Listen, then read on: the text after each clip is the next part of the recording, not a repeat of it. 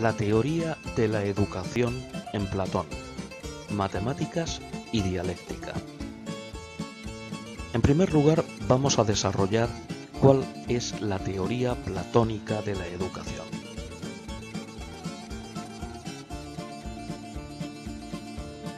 ¿Cómo entiende Platón la educación?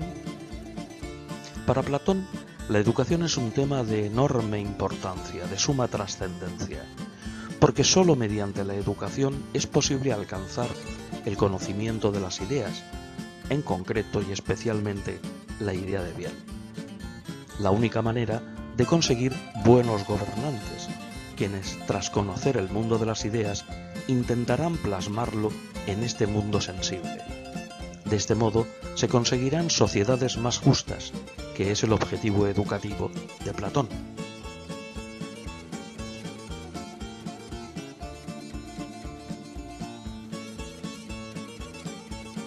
La educación recibe el nombre de dialéctica en su última fase, pues es en esta cuando el individuo, como resultado de la educación recibida, consigue conocer las ideas.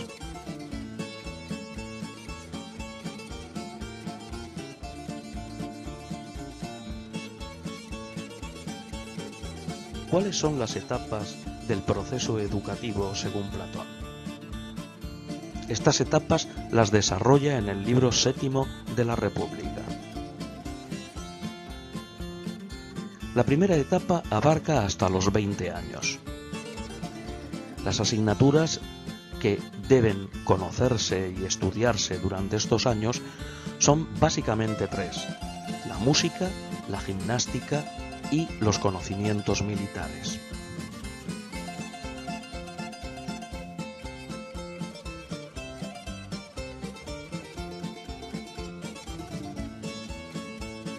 La segunda etapa abarca 10 años más, de los 20 a los 30 años. Aquí se trata de realizar un repaso de todo lo estudiado durante la primera etapa y añadir el estudio de las matemáticas. La tercera etapa abarca de los 30 a los 35 años.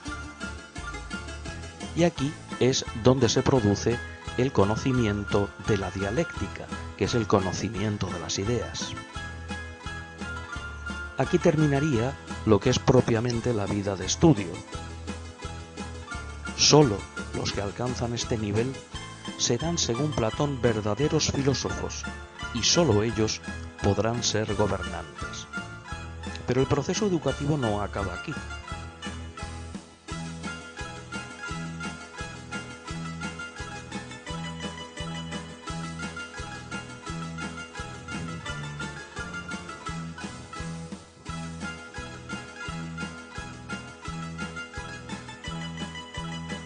Hay después una cuarta etapa de 15 años que abarca de los 35 a los 50.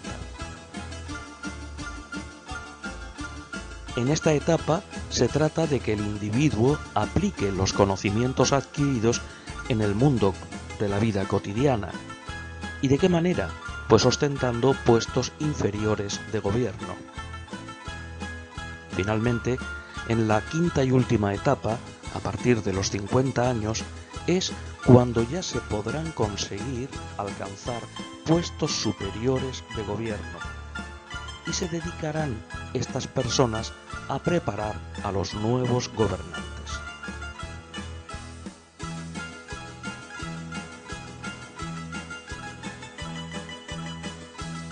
En este esquema podemos apreciar las tres clases sociales de las que habla Platón: gobernantes, guardianes y productores. ¿Cuál es la función propia de cada una de estas clases? Los gobernantes han de gobernar, y la educación que deben recibir es una educación superior en filosofía, particularmente en matemáticas, astronomía, dialéctica, etc.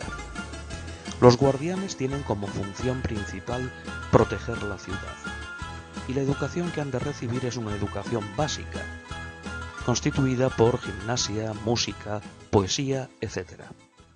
Finalmente, la clase social de los productores tienen como función propia abastecer a la ciudad en sus necesidades materiales. para satisfacerlas, y no tienen por qué recibir ninguna educación específica, solamente formarse en el oficio que vayan a tener el resto de su vida.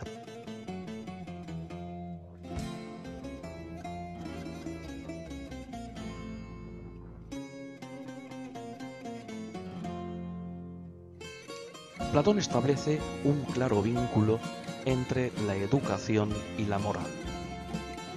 La educación para Platón tiene un sentido moral, porque educar no solo es aumentar los conocimientos, sino también desarrollar el carácter moral de las personas.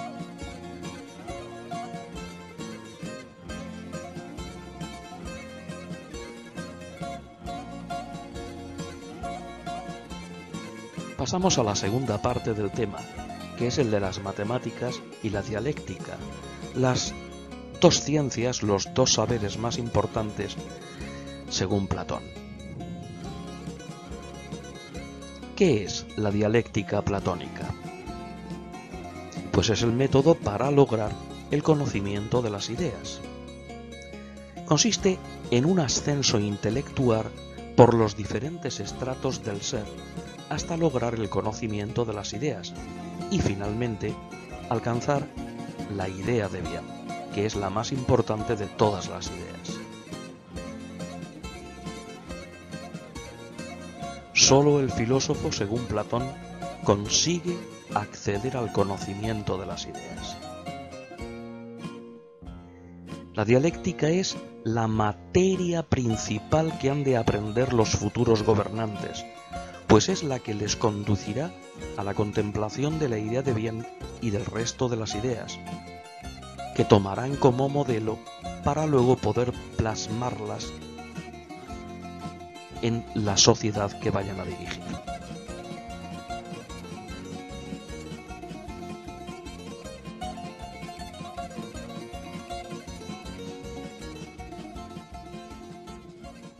Los momentos que abarca la dialéctica son dos.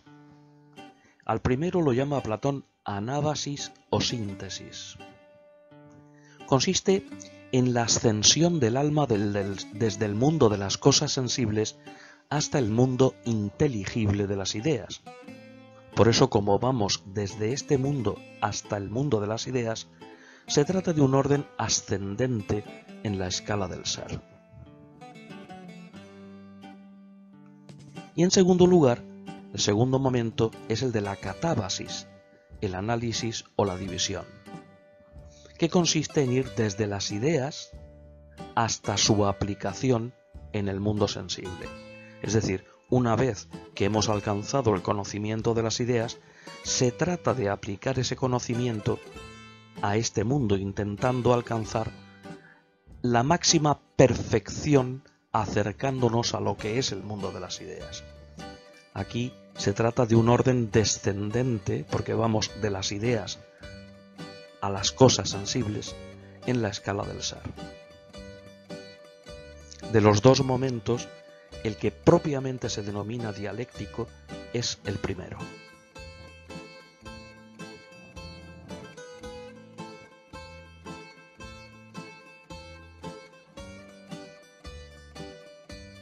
En este cuadro podemos ver los estratos del ser. En el mundo sensible tenemos las imágenes de las cosas sensibles y ya en el mundo de las ideas los entes matemáticos, las ideas que tienen una jerarquía de mayor a menor importancia hasta finalizar con la idea de bien.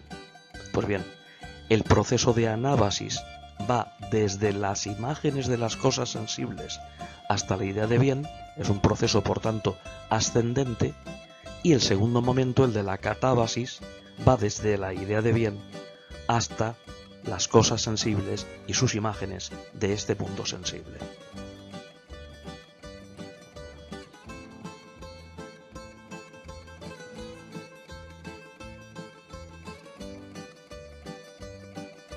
¿Qué diferencia hay entre las matemáticas y la dialéctica? Bueno, en este cuadro podemos comparar ambos saberes. En primer lugar, las matemáticas lo que estudian son los entes matemáticos. es decir, los círculos, los cuadrados, los números, apoyándose en imágenes sensibles, es decir, dibujos y figuras de dichos entes matemáticos que copian a los entes matemáticos.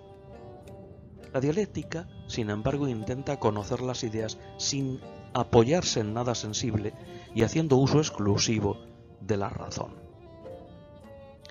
El tipo de conocimiento que aporta las matemáticas se denomina pensamiento discursivo, dianoia, que es simplemente superior a la doxa, a la opinión, pero inferior a la dialéctica o noesis. La dialéctica, el tipo de conocimiento que aporta es la noesis o inteligencia, que es superior a la dianoia de las matemáticas. Y la tercera diferencia es que las matemáticas usan un método discursivo descendente, es decir, lo que nosotros llamamos deducción, que va desde las hipótesis o premisas a las conclusiones, mientras que la dialéctica utiliza un método ascendente o inductivo, que va desde las conclusiones a las hipótesis o premisas.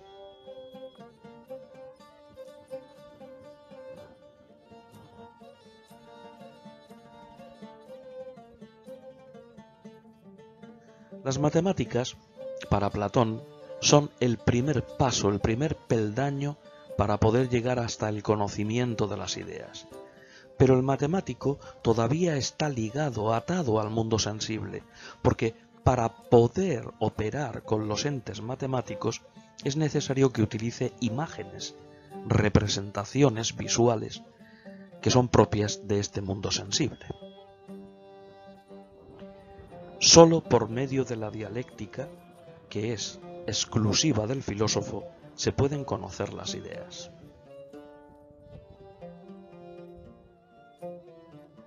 Aquí tenemos una representación de lo que Platón llamó los sólidos, que son figuras geométricas que representan el agua con un icosaedro de 20 triángulos, la tierra, que está representado por el cubo, el aire por un octaedro, el fuego por un tetraedro y el universo por un dodecaedro.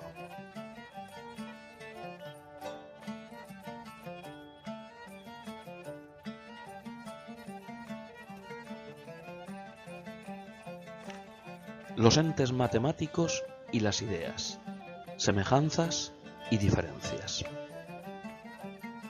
¿Qué semejanzas hay entre los entes matemáticos que estudian las matemáticas y las ideas que son objeto de estudio de la dialéctica?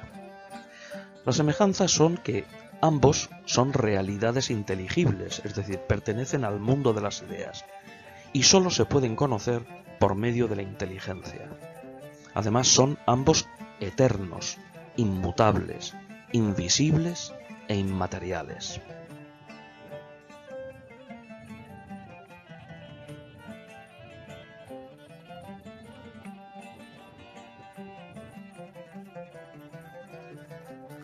¿Y qué diferencias hay? Bueno, en este cuadro podemos observar las diferencias. La primera diferencia es que los entes matemáticos son inteligibles inferiores, pues en realidad son copias de las ideas, que son los inteligibles superiores. Así, por ejemplo, un círculo copia la idea de circularidad, el número 2 copia la idea de 2 o de dualidad. La segunda diferencia es que los entes matemáticos admiten la pluralidad, porque hay muchos círculos, muchos números 2, etc. Sin embargo, ideas, solo hay una de cada cosa, cada idea es única, solo hay una idea de circularidad, una idea de dualidad, etc. Y la tercera diferencia, como hemos visto, es que los entes matemáticos se conocen por medio de la dianoia o pensamiento discursivo, mientras que las ideas se conocen por medio de la noesis o inteligencia.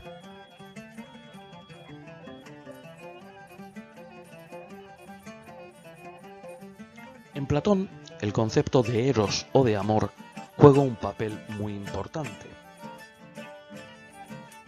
Este tema es tratado en su diálogo El banquete. Considera Platón el amor como una especie de dialéctica emocional, también de tipo ascendente. Pero existe una diferencia clara entre lo que entiende por dialéctica y lo que es el amor.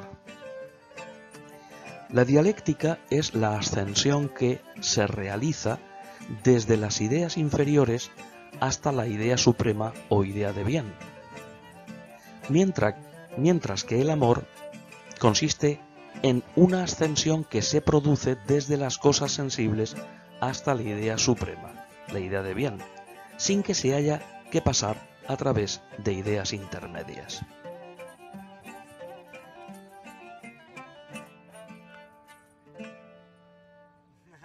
Con su teoría dialéctica, Platón se puede decir que superó la polémica entre Heráclito y Parménides. La dialéctica viene a ser en Platón la solución al problema planteado entre Heráclito y Parménides.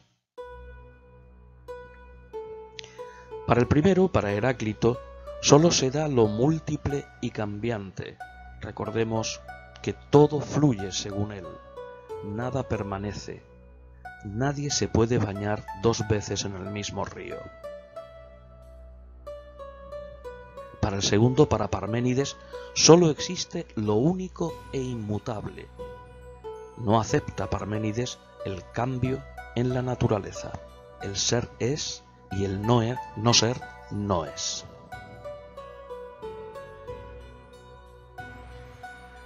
Platón resuelve esta polémica adoptando una postura sintética. Según Platón, se da tanto lo único como lo múltiple, tanto lo cambiante como lo inmutable.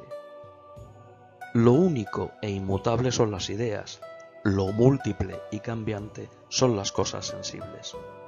Y la base de esta síntesis, de esta relación, es la idea de participación, que permite el vínculo entre las ideas del mundo inteligible y las cosas del mundo sensible, ya que según Platón, las cosas de este mundo participan, al ser copias de ellas, de las ideas, del mundo de las ideas.